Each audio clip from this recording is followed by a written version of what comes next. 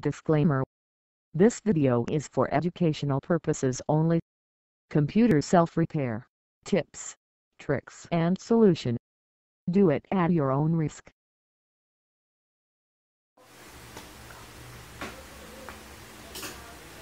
Welcome to Ryan Tech Review! Hey guys, balik tayo sa shop. Okay, kagabi may isang computer akong ginagawa. Okay. Dala to ng customer. Ang problema nito, nag-install daw siya ng graphics card niya. Okay. Nag-install siya ng graphics card niya. Ito. Okay. Kaso, may ginawa siya sa BIOS. Okay. Tapos, siguro hindi niya napagana to. At the same time, inon niya yung computer, lalo nang nawala ng display. Nagpa-power on, pero walang display. Tapos may beep codes. Okay? Diba ito yung pinaka part 1. Kasi kagabi ko to binideo eh. Ngayon, gagawin ko ngayon yung part 2. Okay, pero ngayon, panoorin nyo muna yung part 1 para maintindihan nyo kung anong nangyayari sa computer. Okay, isushoot ko yung part 2 ngayon. Pero yung part 1, i-upload ko na. Okay, enjoy! Okay guys, ayan na, bukas na, naka-ready na. So, bago natin install yung graphics card, okay, ang una kong gagawin muna dito, palalabasin ko muna yung display niya. Yung display niya talaga, yung original display niya, onboard graphics card niya. So, kailangan ko muna mapalabas yon bago ko install yon. Okay? Para makasure tayo na gumagana yung motherboard niya, walang issue sa motherboard. Kasi kung uunahin ko yon, baka may issue sa motherboard, magpapagod lang tayo. So, yun ang unahin natin. Palabasin natin yung display nito, tsaka natin install yung external graphics card. Okay? So, ito, tara, samahan niyo ako. On natin. Tignan natin kung totoo yung sinasabi ng customer. Okay, on. Okay, nag-on. Okay. Tignan natin yung display. Ayan, yung beep niya daw, sinasabi niya.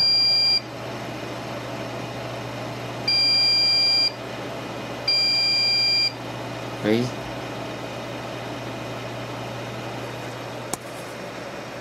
Yan, walang display. Tapos wala nang beep. Wala na rin beep. Okay. Yan. Patayin ko muna ulit. Bubutin ko na lang yung power supply. Okay. Balik ko yung power supply niya. Mamaya na. Okay. Pindutin ko muna yung power button niya para ma-discharge lahat siya. Okay. Para ma-discharge. At okay, tatlo hard drive nito. 1, 2, 3. Wow! Okay. Ayan natin, saksak natin. Tingnan natin kung may pagkakaiba. Ayan ha. Pero basically sa RAM, ang duda ko RAM, pero magto-troubleshoot muna tayo, step by step.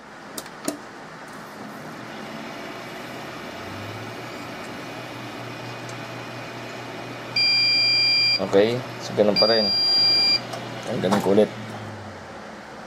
So, balik natin ulit. Ayan.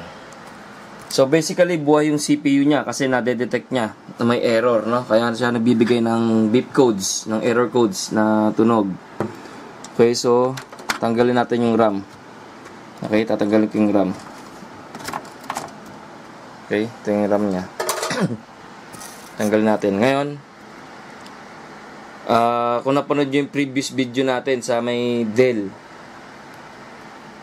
okay, titignan natin kung mag-iiba ba yung beep codes niya, yung tunog.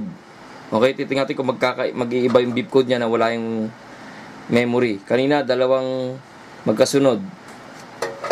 Ngayon, tignan natin kung anong beep code sa ibibigay ng motherboard. On.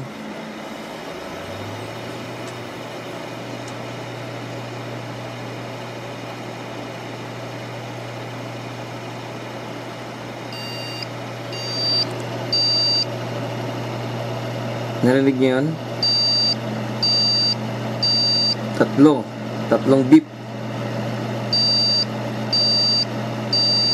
Okay, so tatlong beep siya, magkaiba. Okay, patayin natin.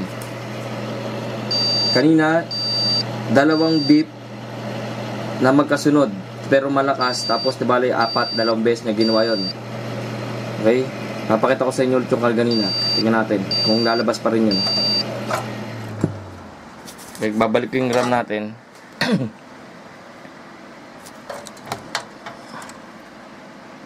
Balik natin yung RAM.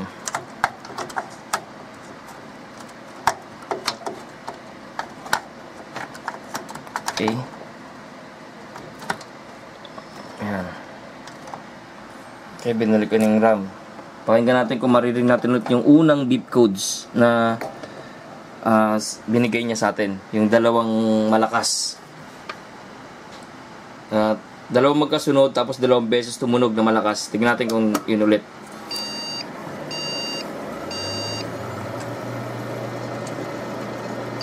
Okay.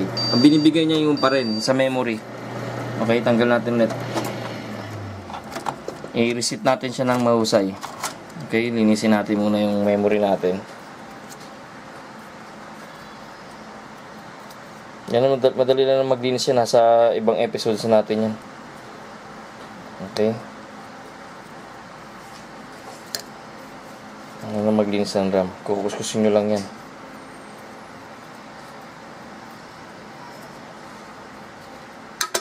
Tapos, yung toothbrush, kuskusin natin to.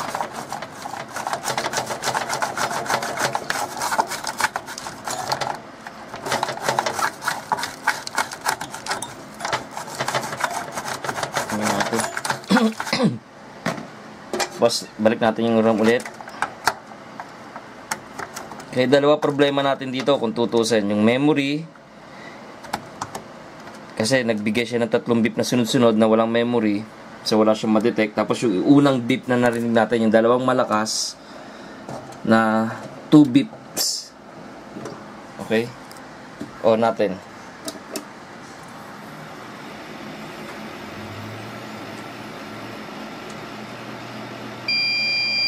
Ayan, yung dalawang malakas. Ayan.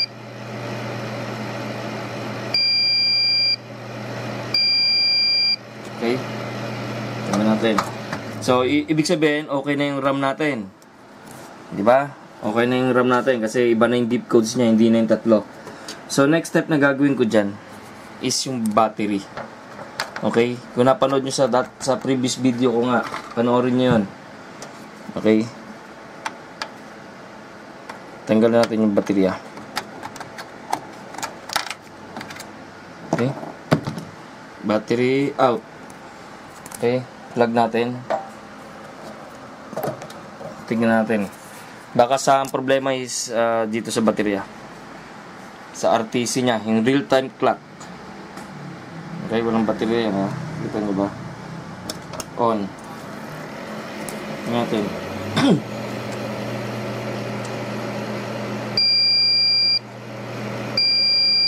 Iba na naman yung beep codes niya. Iba ba o pareho lang? Ayan. Okay. Yun, pareho lang ng beeps code niya kanina. Okay. Ang gagawin natin dyan is try natin mag-direct replace ng ng battery. Ito. Palitan natin ng bago. Okay. Tingnan natin, ha. Wait lang, ha. Pagkat ako battery.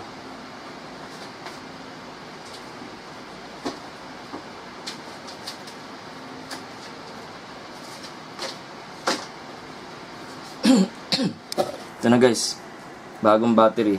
Ayan yung battery niya una. Okay, ayan yung battery niyang isa. Lagyan natin dito. Ito yung bagong battery. So, makita niyo naman yung difference, eh. Puro scratch na yung isa, tapos isa malinaw. Okay, ito gamitin natin. Try natin.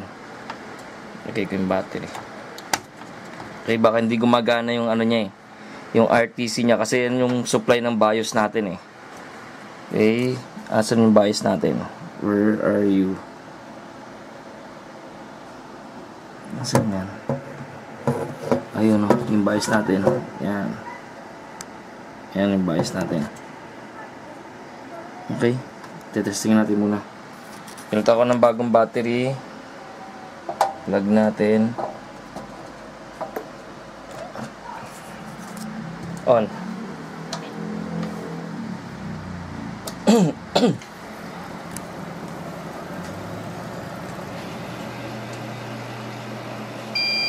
Ganun pa din. Okay.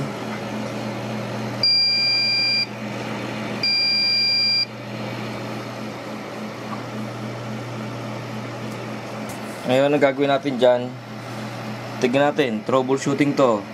So, yung mga ano muna, yung madadali muna, wag muna tayo mag-conclude sa mahirap. Okay? Wag muna tayo pumasok sa board level. Yung mga nakikita lang natin muna dito, yun muna ang kakalikutin natin. Okay? Magdi-disconnect tayo ng kung ano-ano dyan. Itong mga SATA, tignan natin. Disconnect natin to. Okay?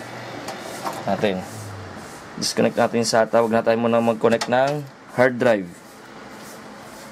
Okay? Basically, gumagana naman yung CPU niya. Kaso may nadedetect siyang error. Okay, tanggal ito muna. Para mag-isolate tayo ng mga kung hard drive man. Kung sa memory naman, try natin. Nilipat natin to ng slot. Okay, memory. Lipat natin. Ayan. Okay. Check natin yan. Tsaka na tayo mag-conclude. So, plug natin ulit. Ayan. On.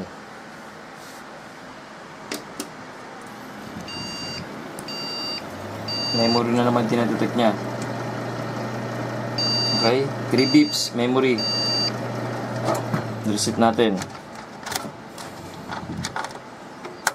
Pag ganun pa din, try tayo mag-replace ng memory. Magda-direct replacement ng memory. Ganun pa rin. Isa pa.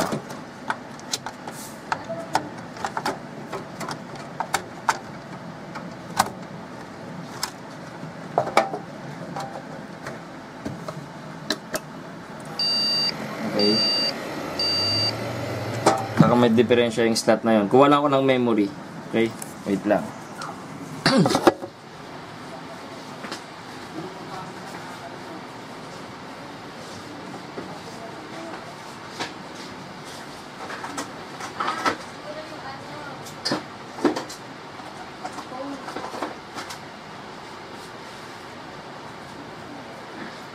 Ito. Tanggalin natin yung memory ulit. Okay. Tanggalin ng memory. Tingnan natin kung anong memory niya.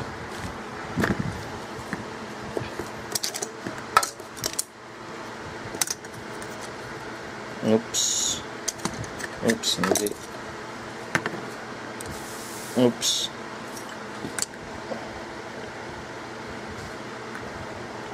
Iba memory niya. Wait, hanap lang ako ng memory, babalik ako. Okay guys, ito yung memory, bago lang to, binuksan ko kasi gusto ko mag direct replacement DDR3 na memory. Kakabit natin dun sa slot number testing natin yung slot number 2 kasi parang may diferensya to para malaman na natin kung sira yung isang slot.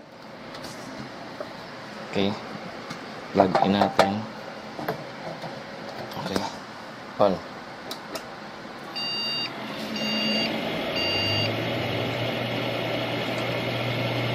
Ganun pa rin, 3 beeps. Okay, ikabit natin sa slot number 1.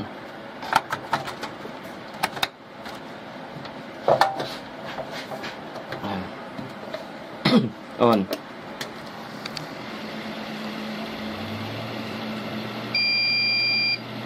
Yan ang bit niya. Okay. Tingin ko may bias problem tayo. Uh-oh.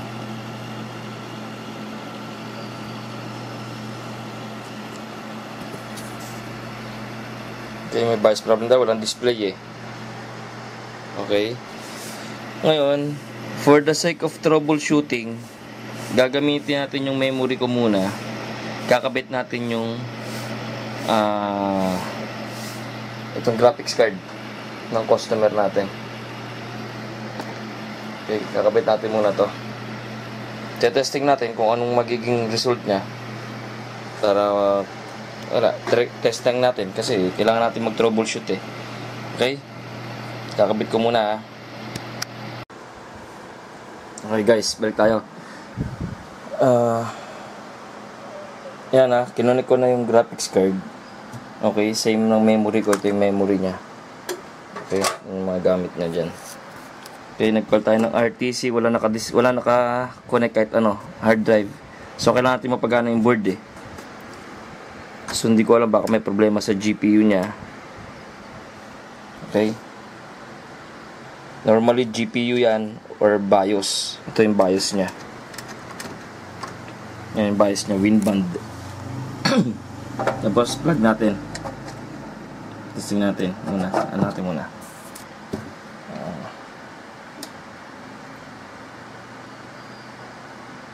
Okay. Natin.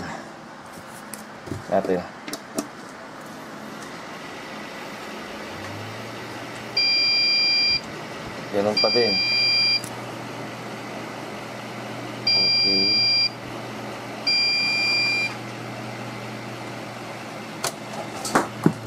Ganun pa din siya. Okay, search natin tong niya. So, ganito gagawin natin dyan.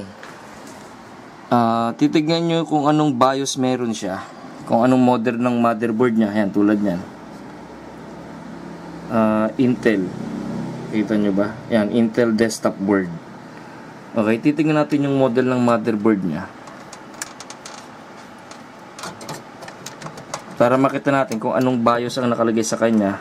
Ito yung startup chip niya yun, yung ITE. Yung ITE na yan. Ayan o. Yung ITE na yung startup niya yan eh. Okay? Parang sa laptop yan eh. Yung startup chip. Super I.O. Okay. So, wala na akong ibang nakikita rito kasi mayroon tayong RTC. Check natin yung itong jumper na to. Yan. Itong jumper na to, ha. Kita yung jumper na yan. Yung yellow. Kung po-focus ko, kung mababasa nyo, is nakalagay is BIOS. BIOS config. Okay. BIOS configuration. Okay. Gagawin natin yung tatanggalin natin. Okay. Tatanggalin natin yung jumper. Tapos i-on natin. I-on natin. Okay, balik natin muna yung display natin dito sa taas. Wait lang ha.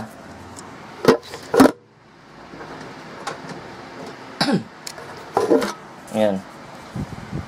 Okay, nakakabit na yung display natin. Tinanggal ko yung jumper. Yung yellow. Okay, tignan natin kung ano mangyayari. On.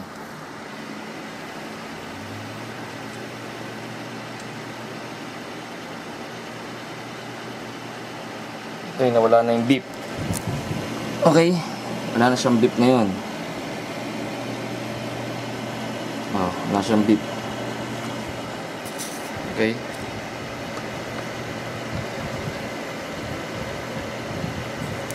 Ano muna natin ha? Off natin muna ulit. Off natin muna ulit.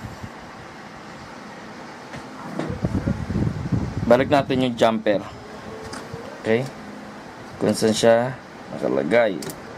Yan. Okay, binalik ko yung jumper dun sa BIOS niya. Okay. Tignan natin kung gagana.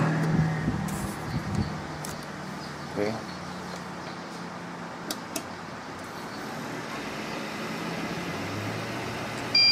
Bumalik na naman yung beep niya. Okay. Tanggalin natin yon. Okay. Gagawin ko, papalitan ko yung jumper na yon. Okay. O lilipat natin muna rito para mag-reset yung BIOS. Okay. Nilipat ko yung Nilipat ko yung BIOS niya, jumper.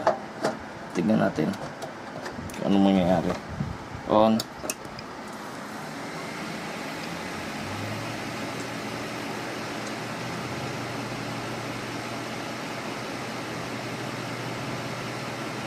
Okay, walang beep. Okay. Sabihin, hindi kumukonect. Lipat, balik natin ulit.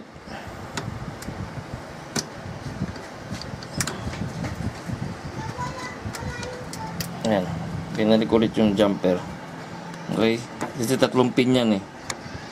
Ayun, isang pin. Tapos 2. Nilipat, pinagpalit ko lang kanina.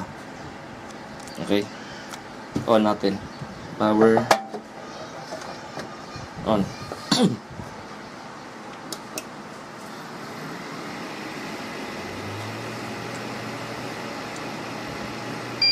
Yan pa rin. Okay. So, gagawin ko, kukuha ko ng jumper na iba. Tingnan ko, may jumper ako dito. Wait lang ha, kukuha muna akong jumper. Wait. Okay guys, ito yung jumper na nakuha ko. Okay.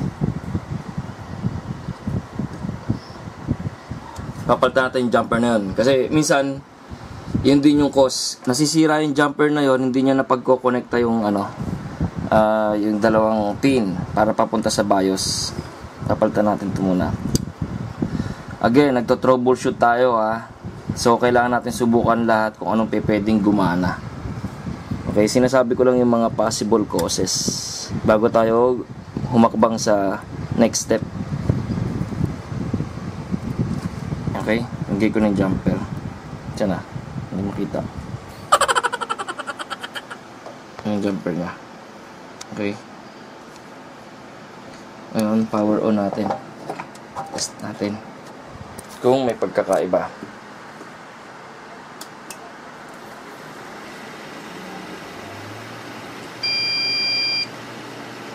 Okay, ganun pa rin. So, ibig sabihin, walang problema sa jumper niya. Inaano ko yung BIOS. Ito. Okay. I-search ko muna yung board nito. Titignan natin kung anong BIOS ang sa kanya. Ngayon na tayo yun. Tingnan ko tignan natin pareho, sabay. Winband. Yan, tingnan natin yung winband na yan. Okay. Sige lang natin malaman yung CMOS niya eh. Okay. Kung anong model para malaman natin yung anong meaning ng 2 code, yung beep na yon. Okay. Pupause ko muna yung video. Okay guys. Ngayon, ang gagawin ko rito, okay, kasi tingin ko may problema sa BIOS eh. Okay, tanggalin ko muna yung saksakan. Okay, tanggalin yung saksakan. Tapos tatanggalin ko yung baterya. Okay, yung battery natin, pati yung jumper natin tatanggalin natin lahat. Okay. Yan. Tanggal na yung jumper nya. Okay. Diyan yung jumper. Pareho baterya. Okay. Tapos, pipindutin ko yung power button nito. Okay. Kaya ko to ginagawa yung power button. Again, kung di nyo napanood sa previous video natin, pinipindot yan para mawala lahat yung kuryente sa buong motherboard. Okay. Dinidischarge lahat ng capacitors. Okay. Lahat ng power. Okay? Ngayon, isa pa sa way na pag re-reset ng BIOS na hindi natin tinatanggal yon is yung pagtatanggal ng baterya. Okay? Tapos, yung siguro Sa mga, basic lang to eh. So, short natin yung BIOS. Okay, yung dalawang metal na yan. Okay, yung dalawang metal na yan. Short nyo lang for 5 seconds, 10 seconds lang. Okay. Tapos, iiwanan natin yung computer for 1 hour. Okay. Hopefully, mag-reset yung BIOS niya. Okay. Ngayon,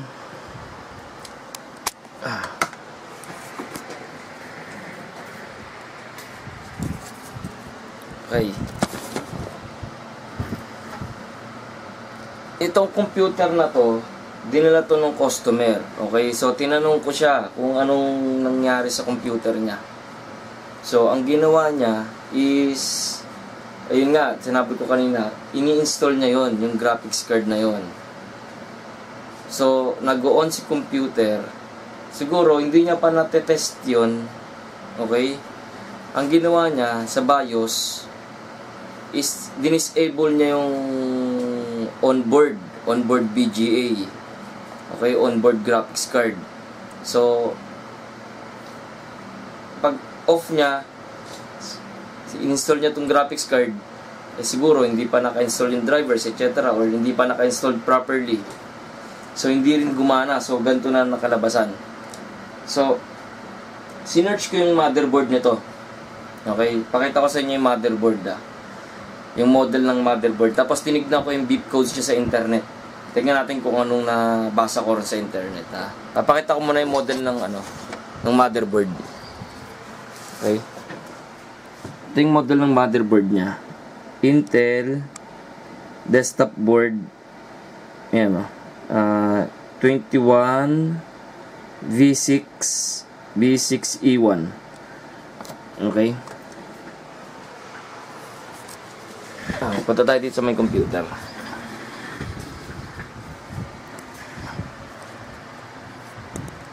Okay. Yan ang BIOS beep codes for Intel desktop boards. Kung naalala niyo yung beep codes niya na ito yun 2 beeps. Okay. On, off, 1 second each, 2 times. Yan, 2 beep. Tapos magpo-pause, mag-go-off. Tapos magre-repeat siya ng 1 beses. Tapos wala na. Okay? Meaning, ayan ang meaning niya. Yung sequence pattern niya, meaning is video error. No add-in graphics card installed. Okay? Kasi nga dinisable niya sa BIOS eh. Kaya wala na-detect ngayon. Diba? Wala na-detect ngayon yung CPU na wala siyang video kasi dinisable sa BIOS. Okay. Ngayon, ito ang possible troubleshooting step niya. Reset, add in graphics card. Which is wala na nga tayong graphics card. Okay. Make sure a compatible processor is installed. Okay. Hindi ko kailangan i-troubleshoot to itong make sure compatible processor kasi gumagana yung processor natin kaya nga nade-detect, kaya siya nagbibigay ng beep codes na wala siyang ma-detect na video, wala siyang ma-detect na video kasi dinisable sa BIOS. Okay?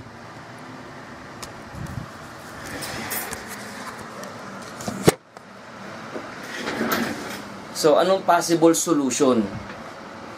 Yun ang possible solution. Kailangan natin ma-reset yung BIOS niya. Kailangan maka-access tayo sa BIOS ulit. And guys, paalala, huwag niyong paglaruan yung BIOS ng computer ninyo, lalo na kung hindi nyo kabisado. Huwag kayong magkalikot doon. Kasi normally nga, kung napanood nyo yung episode ko regarding sa BIOS, sa POST, sa CMOS, normally ginagalaw lang dyan is yung boot device, kung sa keyboard, sa hard drive, kung nade-detect, yun lang naman yan eh. Or mag-overclock. Kahit yung overclock, hindi ko nga nire-recommend eh, kasi mag-overheat yung computer nyo unless naka-air condition yung kwarto nyo. Okay? Ngayon, sinasabi ko rin doon, kung hindi nyo alam kung anong mga pinagpipindot nyo doon or binago nyo doon, i-load nyo yung default nya, yung optimized default settings nya. Kasi mahirap magkakalikod doon, lalo na hindi nyo kabisado, lalo sa mga newbie, sa mga baguhan, nag-experiment. Mag-experiment kayo sa board. Huwag dun sa basic input output system ng natin, ng computer natin, kasi yun yung kumokontrol sa lahat eh. So yun ang payo ko, huwag nyo paglalaroan yung BIOS. Ngayon mag-antay tayo ng 1 hour. Ipopost ko muna yung video. After 1 hour to troubleshoot natin ulit to, kasi kailangan kong mawala yung kuryente ng supply ng BIOS, okay, from battery, from power sa AC cord sa battery papunta sa BIOS chip. Kailangan mawala yung supply niya. Okay? Kailangan ma-reset siya. Otherwise, magre-reprogram tayo ng BIOS pag hindi natin nakuha doon. Pero, bago nga tayo pumunta ron sa board level, subukan natin muna yung troubleshooting. Okay? Napaka-importante ng troubleshooting. Okay? Babalik ako after 1 hour. Okay? Para makontinue natin. Sana magawa natin. Kawawa naman yung may-ari, lalo na ginagamit natin sa homeschool to. Pinaglaruan kasi. Balik ako mamaya. Okay. Later that same evening. Okay guys, balik tayo. More than 1 hour na. Okay, more than 1 hour na to. So, testing natin ulit. Okay, tara, tingnan natin, sana gumana, sana nag-reset. Okay. Okay. Ngayon, gagawin natin, kabit natin muna yung battery. Okay. Or, testing natin muna. I-plug in muna natin itong, natin kung saan mag-reset, Okay. Okay, testing natin muna. Power on.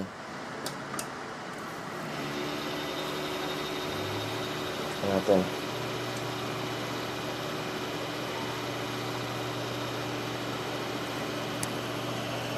Okay, wala siyang beep code. Okay, wala siyang beep code. Kabit natin yung jumper. Okay, ito yung jumper na isa. Kabit natin dito sa BIOS niya.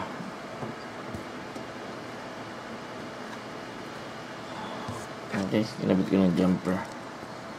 Okay, BIOS configuration. Okay, power natin. Okay, sana mag-reset para magawa natin. Power on. Natin. Ganun pa rin siya. Okay, gagawin natin dyan sunod. Tatanggal natin yung power na to, tapos pipindut-pindutin natin yung power button hanggang mawala yung yung fan niya, hanggang sa mamatay, tumigil. Okay, paghugot natin ng tapos power, pindut-pindutin natin power. Okay, pause, tatry natin ulit. Okay, naka-plug in ulit siya. Tapos power on.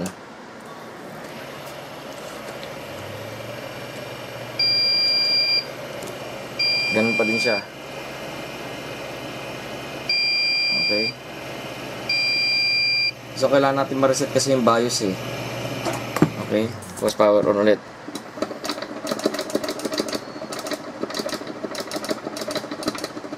Okay.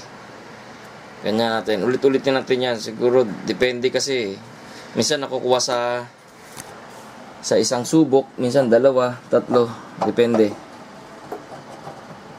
Okay. Tsatsambahan lang naman natin yan eh. Kasi minsan may ganun. Yan. Hanggang sa mag-reset yung BIOS. Ganun pa rin. Okay.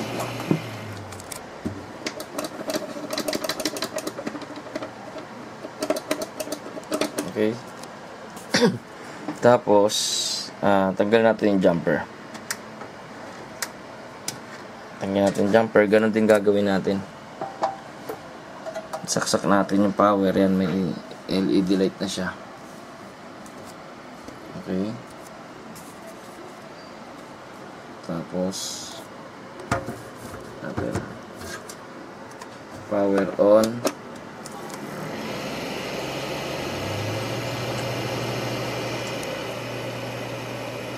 Okay, tatanggalin natin tong AC cord. Okay, pag tanggal natin AC cord, mawawala yung LED lights doon. Yung LED lights yan, mawawala yan. Okay. Tapos, on.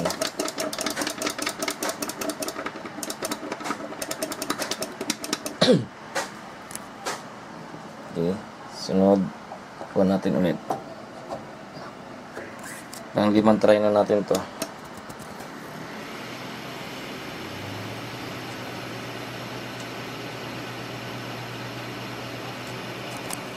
Walang battery yan, ha. Walang battery.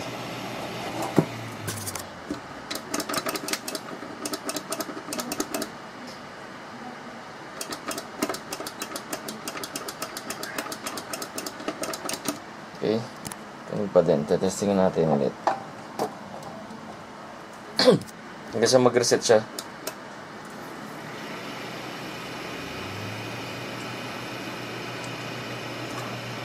Tanggal ulit. Power on.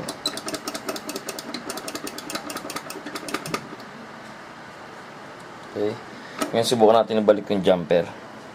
Tingnan natin kung na-reset yung BIOS. Okay, jumper. Balik natin yung jumper. Tapos yung AC cord ulit. Okay. Tapos power on natin.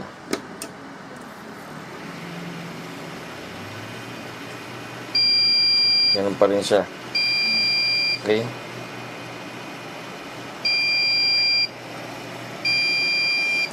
So, ang next natin gagawin dyan is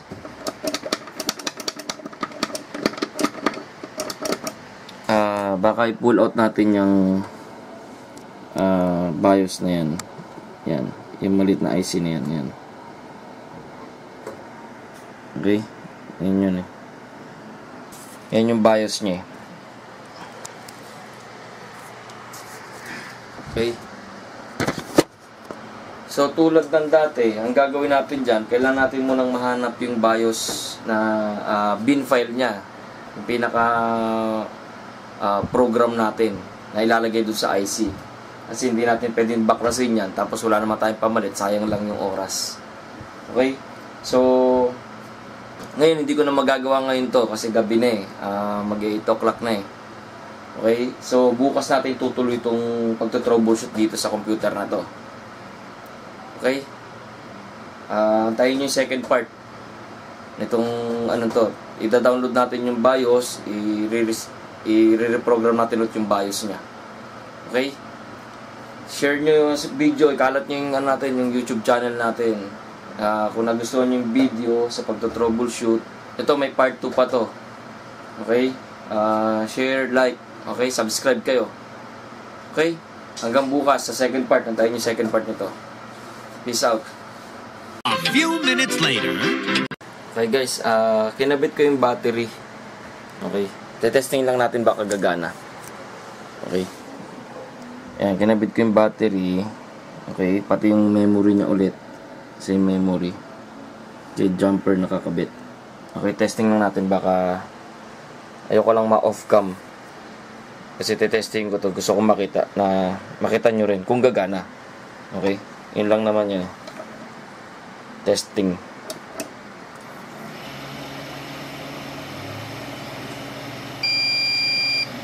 Okay. Ganun pa din yung ano niya.